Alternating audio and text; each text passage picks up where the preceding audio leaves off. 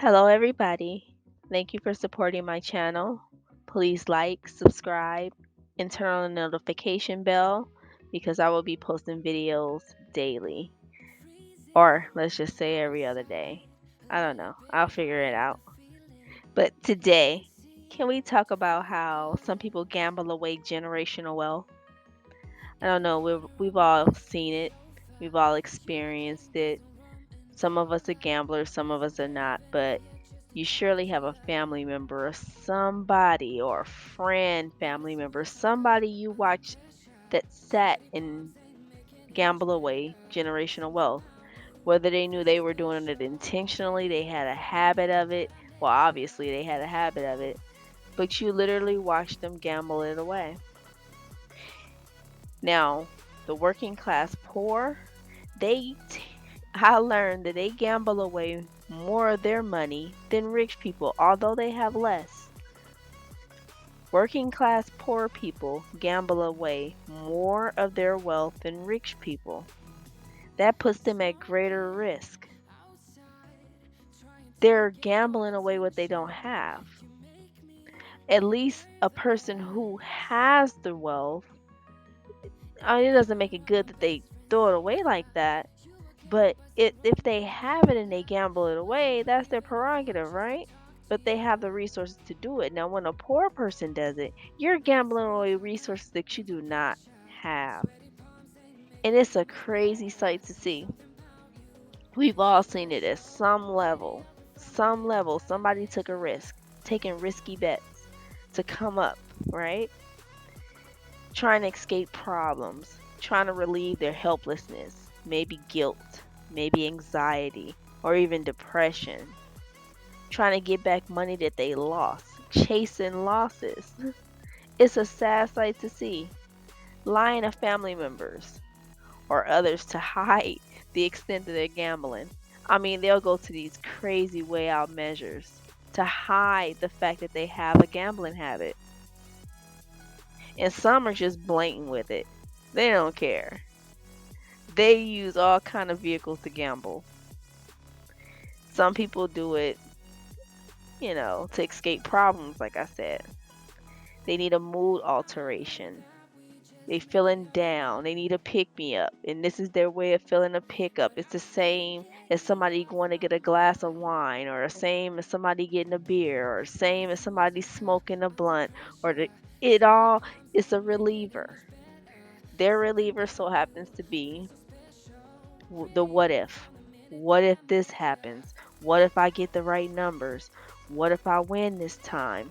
What if everything goes in my favor? What if I'm lucky today? And casinos aren't the only places that people gamble. Casinos are one of the biggest entities where they gamble. But I've seen people gamble away money on the stock market and lose big trading. They put it in $1,000, $5,000, hoping it's going, 2x, 4x, 5x, 10x, run up, right? To the moon, right? Gamble away trading. Nobody could time the market, but they'll short a stock. They'll say, oh, this is going to go this way or this is going to go that way, and they bet on it. And depending on which way that stock go, they either win or lose. And they do it, and it's a habit for them. There's a big difference between trading and investing. Those that invest, they invest to sit their money there and let it grow. Traders are chasing something. They chasing the returns. They're gambling. It's a very risky, they bet on risky assets. And when they lose big, depending on how much they put into it. They lose big. Lottery winners. That's what I mean by direct family members and people like that we've all experienced who gambled away, whether they know or don't know, is intentional or unintentional, but they sit there and they gamble away their generational wealth, what wealth they do have. They'll buy lottery tickets. They buy the scratchers. The what if, right? The what if. What if I hit big? What if I'm lucky today? It's an obsession. I know all of you guys have been in a gas station. Let's just use a gas station. You go in a gas station and you standing in line with your soda, your chips, and you're waiting to pay for your gas and check out. But it's the person in front of you who have a handful of lottery tickets. Literally a handful of lottery tickets and scratchers. And the clerk is, of course, servicing them. They're, oh, let me get a number 10, let me get a number 2, let me get a number 3, all on scratchers, right? They got to select all these scratchers. And then they go over to the machine and they let the machine pick numbers, or either they get the form and they fill it out and bubble in them holes. I'm not a gambler, but I've watched people do it. And they fill in the bubbles. And then they take it and run it through the machine and select their numbers. Then they take those and they get them, gather them up at the cash register. And when you hear the total, and you be like, this person just spent $40 on that. This person just spent $60 on that. Dang, this person just dropped $100 between scratchers and lottery tickets. Imagine if, just imagine if, this is how my mind thinking. In a line, standing in a gas station, waiting to check out. I'm not looking at the potato chip rack. I'm not looking for extra stuff to consume and buy. I'm not looking at the TV screens that got us distracted. I'm tripping off the total of this person's lottery tickets. They didn't buy gas now. This is just all lottery tickets and scratchers. This is their total. And now my mind goes, I could imagine this person does this weekly. This is a habit for them. To get this much going, this is a habit for them. If they did this, that's why I said imagine. If they spend $60 a week, right? This is investment versus gambling. I mean, imagine if they put it into a 10-year investment vehicle at 10% returns, less risky, right? But still risky. Less risky, but still risky. They take that same $60 total of scratchers and lottery tickets and they put it in an investment vehicle. Take whatever stock or whatever investment vehicle they want to use. $60 a week. My brain goes to, dang, if they do this twice a month, dang, that's $120 a month that they do this. That's $120 a month leaving that household. And they didn't win nothing. Nothing was returned back to them. Wow, that's 120 gone. And I'm talking, these are the working poor people that I'm around. These are us regular Joe Schmoes in a gas station paying for gas. You got $120 a month of disposable income to blow on scratchers and lottery tickets. This is how my brain works, right? Then I'm like, dang, if they do it 4 times a month. Some people are worse than others. Come in 4 times a month. $60 a week. That's $240 a month. $240 a month. That's nothing to sneeze at when you can invest that into, like I said, an index fund or something and get a 10% return every year and put this money in every month. Just like you play on them scratchers, just like you take it and throw it away with them scratchers. Put it in there. Put it in there. And some spend $100 a week. 4 times a month, $400 a month. That's math, okay? $400 a month. If the working class has $400 a month to put into lottery tickets and scratchers, nothing coming back in on the back end. It boggles my mind. It boggles my mind to understand that they can do that. But if they did the same thing and had that same discipline and put it into an investment vehicle, they'll be well off in the future.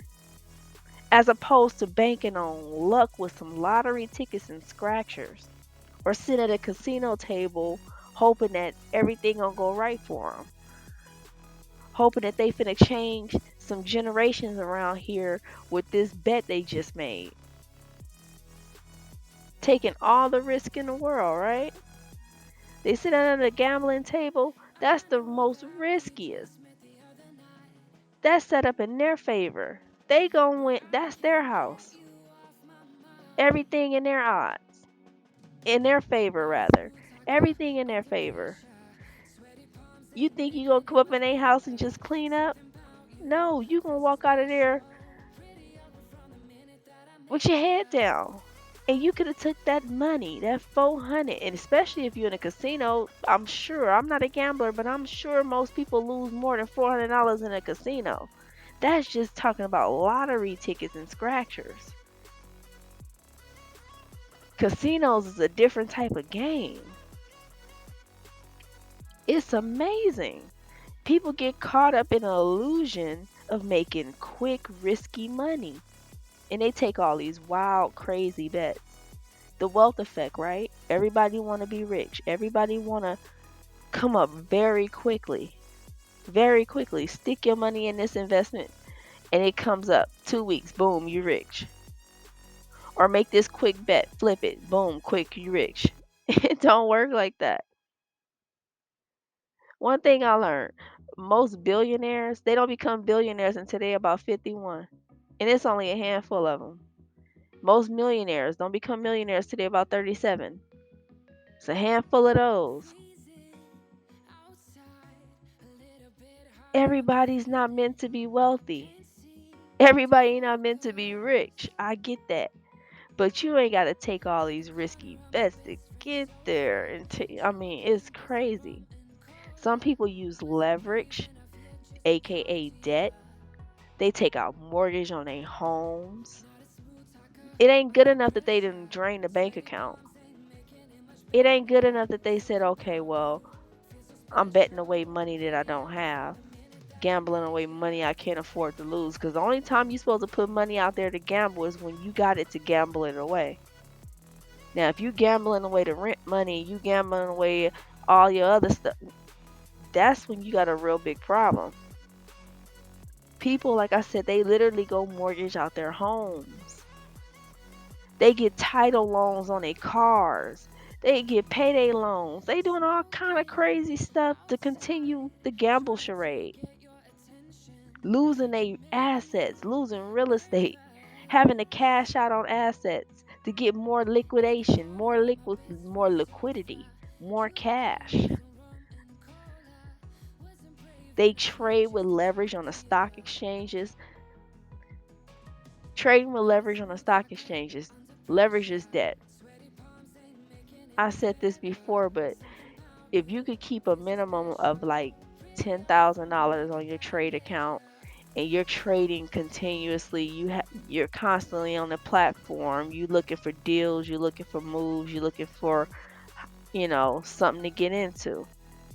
The exchange see you as a loyal customer. The exchange is going to then loan you tens of thousands of dollars to gamble with on the stock exchange. You make these bets on whether stock is going to go up or whether it's going to go down, and depending on what direction it goes, you win big or you lose big. And I remember one white boy, he he deleted himself because he leveraged himself on a stock exchange to the amount of like 700 and some $1,000. And when it came time for that 700K to be paid, he panicked. He was young. I think he was like 20, 19 or something like that. He traded it. He man, and he didn't want to have to tell his parents. So this young dude did the ultimate. He sacrificed. He did it. because he didn't want to have to tell his parents that he was now in debt $700,000, leveraging on the stock exchange. One of the craziest stories I read about. And then I believe they found some little loophole after they realized what he did. They were like, he didn't even have to do that to himself. It was a way out of this. But nonetheless, he sat there to the tune of $700,000. Addictions and habits. It's everywhere. It ain't just sitting at a casino table. And then people who inherit their assets, they take them for granted because they didn't have to earn it. So they'll gamble it away a lot quicker. They'll waste it away a lot quicker because they don't have a financial education on how to keep it, how to maintain it or make it grow. Or their idea of making it grow is to gamble it. Try to flip it real quick. Not put in some hard work, put a product out there, do some nah, flip it, make it real quick. And when you try to flip it and make it real quick, that makes the that very risky. Very risky. Then you in a danger zone. You risk losing it all. Gambling away more than you can afford to lose. Gambling away more than you can afford to lose. The only time you put money on the stock market or anything is extra money that you have set aside to invest with. Not money that you actively need to live off of. No, this is extra preserved money. Money that you've been stacking away to the side just for that occasion. It's amazing to me how rich families, they tend to lose their fortune by the second generation. The second generation, that means a lot of people were in the danger zone, lost everything a lot of times. For all your wealth your wealth and assets to diminish by the second generation, that means every last one of your offsprings dropped the ball. Nobody produced nothing. Absolutely nothing. They gambled away or consumed away everything. It's amazing.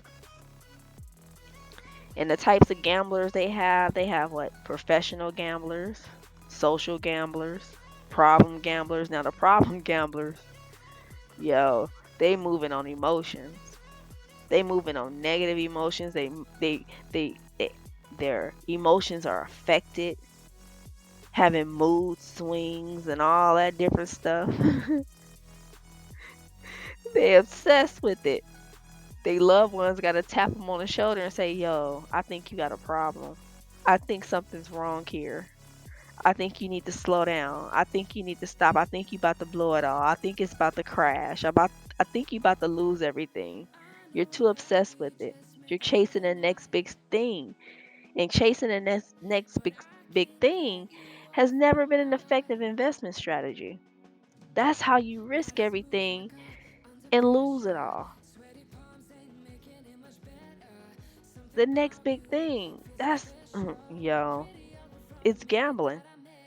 It's gambling. A few people get lucky once in a lifetime. Have you ever seen lottery winners who win big and they lose big in the end because they didn't know how to manage all that money and they be worse off than when they started? I mean, really got themselves into a pickle while they had the money and then still lost it all and come out way worse. It's some sad stuff to see. They be broken years because they didn't know how to manage it. It didn't take a generation for them to lose it. They lost it right away. They got it and lost it. That's why it be these little challenges. If I gave you $1 million and you had to spend it in one day, or I told you you could only invest and not consume, what would you do? How would you invest it? How would you spend it? And that's a dope question to ask because a lot of people will blow it. Like, what would you invest in? If you somebody rolled up to you and gave you $1 million, what would you invest in? Have you ever seen somebody lose everything? I remember I seen this one gentleman. It was on a It was reenacted and it was on a movie, but it hit me. And I was like, dang, because he was an older guy and he was into betting. And this man betted to the point where he bet and gambled to the point where he lost, and he lost everything. I'm talking about everything. Him and his wife had been married for 40 something years. They put all of their blood, sweat, and tears into paying off that house and retiring. They were in retire mode, fixed income, wife in the kitchen, putting together a pie crust because the kids, her two oldest kids, came for the holidays to visit, and she in a good mood, and she in the kitchen, and she putting the pie crust together, get ready to put the pie in the oven, and so unassuming. Her husband in the living room watching numbers, watching football games, and watching boxing matches, and anything he had his money in, trying to get it back up, trying to flip it, chasing losses, sitting in front of the TV. And their children were older, there for the holidays, and the oldest child sitting there looking at the dad realized something something ain't right. And then they hit the child, the kid, their child, like, oh no, dad is in debt, he in trouble.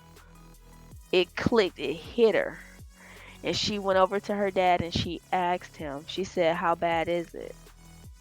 And her dad tried to shove her off, or, ignore her a little bit, like, no, what you talking about? And she said, no, how bad is it? And he puzzled, looking around, and then he just said, screw it. He said, I lost everything. She like, what you mean you lost everything? He said, I lost the house. I lost our pension. I lost everything. She said, what you mean you lost He said, baby, I lost it all. And he was almost relieved to tell somebody, but ashamed at the same time. That he had to tell his child that everything, all the assets that they built up to the point where they were almost 70 years old, he lost everything. House gone. And she asked her dad, like, yo, how long? For how long? He said it's been about a year, almost a year.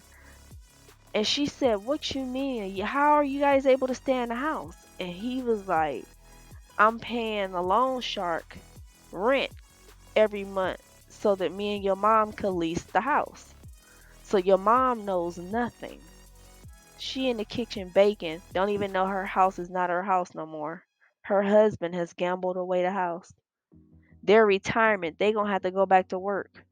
Their oldest child that the dad revealed all this to had a really good income, but they already had money going out the back door with other financially irresponsible people. So they couldn't help their parents like that. They trying to retire themselves. And now Pops them blew everything. Everything. How do you tell your wife? How do you go and tell your wife? How do you walk in the kitchen and tell your wife that what y'all have worked for 40 years for is now no longer? It's done, it's over. How do you do it? Some dudes can't even face it. They sit in the car and do the unthinkable because they can't face it. It's too much to bear. They took on debt to continue to gamble. They stole from their family checking accounts and savings accounts. Asked people to bail them out, give them bailout money on the low to cover up their debts and financial commitments that they got coming due. Them loan sharks and them people, them private loan people, they want their money and they have higher interest rates too. They want it. But that's what being a compulsive gambler gets you. Asking others to bail you out of your financial trouble because you gambled away the money that you could not afford to lose. It wasn't extra money. You were gambling away the household money. Mhm. You were literally robbing your family's checking account. Most casual gamblers, they could walk away. They could take the L, they could take the loss and walk away. Live another day. Preserve their family assets. Not lose it all. They have self-discipline. They could walk up to a table, put a bet down, lose, and walk away. Not lose, keep losing, keep chasing the losses until you lost everything. Because you're going to have to tell your family. And that's going to be one of the hardest things I'm sure anybody ever has to do. Go and tell your family that you lost everything. That the house you guys live in is no longer your house. Everything is gone. Everything. And most people who have wealth and riches, statistics show that most of them, they didn't get it inherited. They worked hard for it, which I'm sure makes it all the worse because you actually grind for that money. You grind for that house. You grind for that. Nobody gave you that. You grind for that. You financially educated yourself, financially set yourself up, and financially won. And then chasing whatever you were chasing, luxury goods, whatever, you were chasing it and you lost. And you lost it all. But the best part of it all, if you got the financial education, you can hit the reset button. You can hit the reset button because you have the financial education and obviously the drive. You've already accumulated all of this. You can hit the reset button. If you give it's perception of the mind. Being broke is a perception. If you if you become broke after being rich and you get broke, you can get rich again because you have the right mindset to get back up and get it all back. That's the difference. So most people start all over. They start all over from scratch, rebuild, get around the people they love, get around the people and hit a great financial reset. Reassess everything, restructure their budget, get around people they love, people they care about, the people that care about them. Don't worry about what the outsiders say. Oh, you lost it all. Yeah, but put your head down and go get it all back. Financial education does that. It does that for you. Financial education is amazing. And by doing that, you're keeping the next generation. You can't keep the next generation out of decision making. You have to keep your family included in what you're doing financially. You ain't got to tell them everything, but let them know. Educate them. Let them into especially your wife. Let her into the books. And she would have caught the fact that you were spending too much money. Understanding how you were mismanaging the family's wealth. But they love you. They'll stick around and watch you reset and help you rebuild. And hopefully you learn your lesson. And, you know, maybe the next time you come up, you'll hold on to it because now you're not taking it for granted. Now you know what it's like to get it, lose it, and get it again. And that's a roller coaster ride and a whole bunch of stories in between, I'm sure. But a lot of us are going to experience it. But the whole goal is to try to avoid it. Until next time.